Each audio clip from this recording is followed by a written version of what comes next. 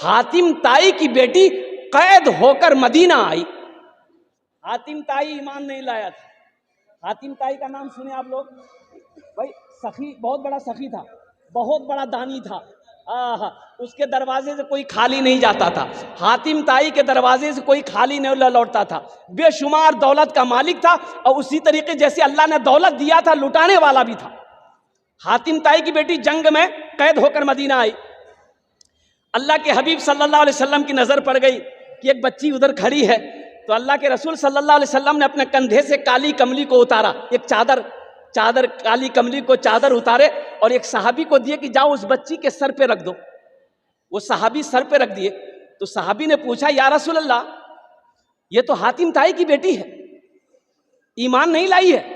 तो अल्लाह के हबीब इरशाद फरमाते हैं, ए लोगों सुनो, बेटी किसी की भी हो, बेटी यहूदी की हो, बेटी नसरानी की हो, बेटी हिंदू की हो, बेटी मुसलमान की हो, बेटी किसी की भी हो, बेटी बेटी होती है। एक नौजवान शादी किया, शादी करके आ बीवी से बोला कि सुना, तुमको बेटी चाहिए कि बेटा चाहिए? तो बीवी बोली कि ये तो अल्लाह की खेती, अल्लाह जो दे दे। दिल नौजवान बोला कि नहीं, हमरा बेटा चाहिए, हमरा। अरे बोलो भाई। तो बीवी बोली कि तो इसमें हम क्या करेंगे? बोले नहीं, मेहनत तो हो करिए ना, कोशिश तुम भी करना।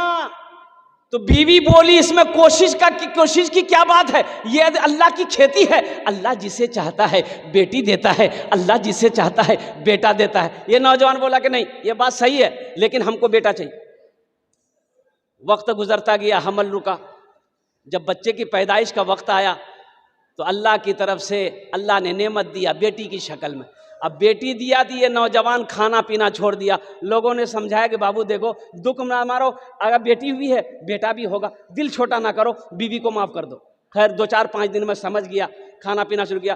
फिर 1 साल गुजरा, फिर हमल रुका, तब बीवी को समझा दी, समझी ले, पहली बार तोरा माफ कर दूँ, अब की बार हमरा बेटा चाहिए, न तो मैं दिल्ली भागी जू।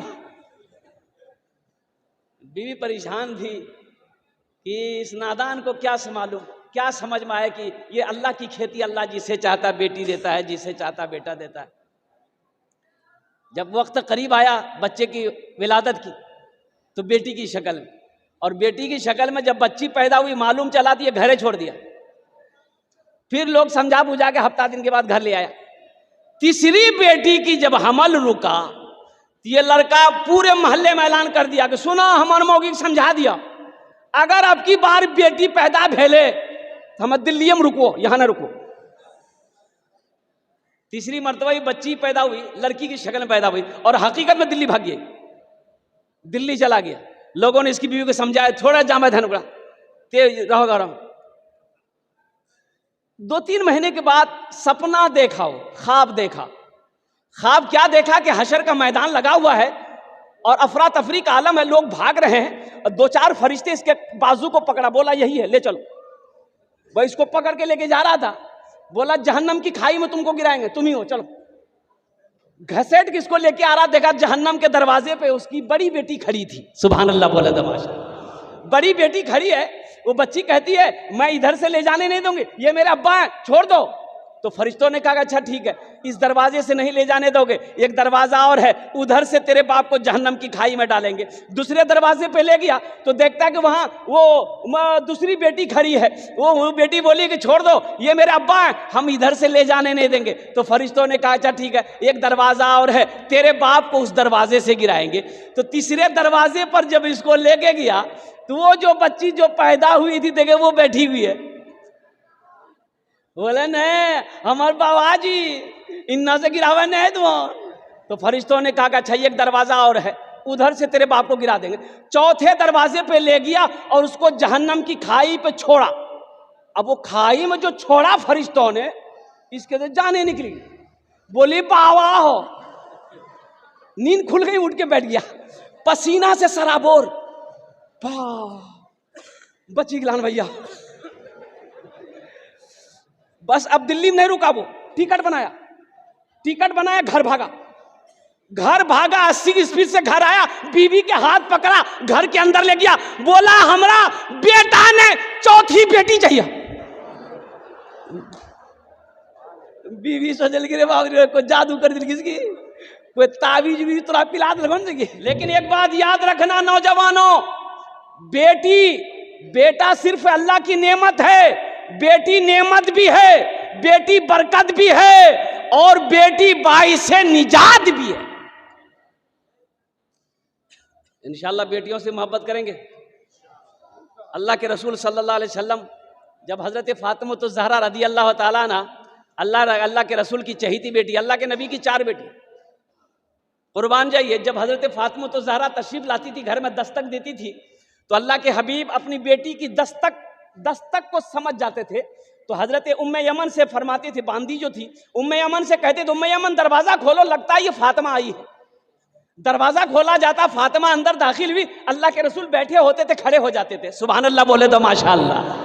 बेटी के इस्तकबाल में खड़े हो जाते थे। और यहीं तक नहीं, उलमा फरमाते हैं कि अल्लाह के रसूल सल्लल्लाहु अलैहि वसल्लम हज़रत फातिमा तो ज़हरा के इस्तकबाल में चंद कदम आगे बढ़ते थे, हाथों को पकड़ते थे, पेशानी पे बौसा देते थे, फिर पकड़ कर लाकर सबसे पहले फातिमा को बैठाते थे, फिर अल्लाह के हबीब बैठते थे। ये बेटियों का मकाम बताना था, ये बताना मकसूद ये था कि बेटियों का मकाम क्या है, बेटी क्या होती है। अल्लाह के रसूल इरशाद फरमाते हैं, ए लोगों बेटियों से मोहब्बत करो, मैं भी बेटी वाला हूँ। अल्लाह के नबी जनाब मोहम्मद रसूलुल्लाह सल्लल्लाहु अलैहि वसल्लम की 4 बेटी थी, 4 बेटी। कितनी बेटियां थी? अपने ईमान को मजबूत करो, ईमान को मजबूत करो। उठो जवानों, उठो जवानों दीन की तौकीर के लिए, उठो जवानों दीन की तौकीर के लिए, अजदाद के हर ख्वाब की ताबीर के लिए, अजदाद के हर ख्वाब की ताबीर के लिए, अजदाद के हर ख्वाब की ताबीर के लिए। आती है सदा 313 की अदद से, आती है सदा 313 की अदद से, जिंदा रहेंगे नारे तकबीर के लिए। उठो बोलो मुसलमानों, बोलो बोलो मुसलमानों, बोलो बोलो बोलो मुसलमानों, यही मेरा ये ईमान है,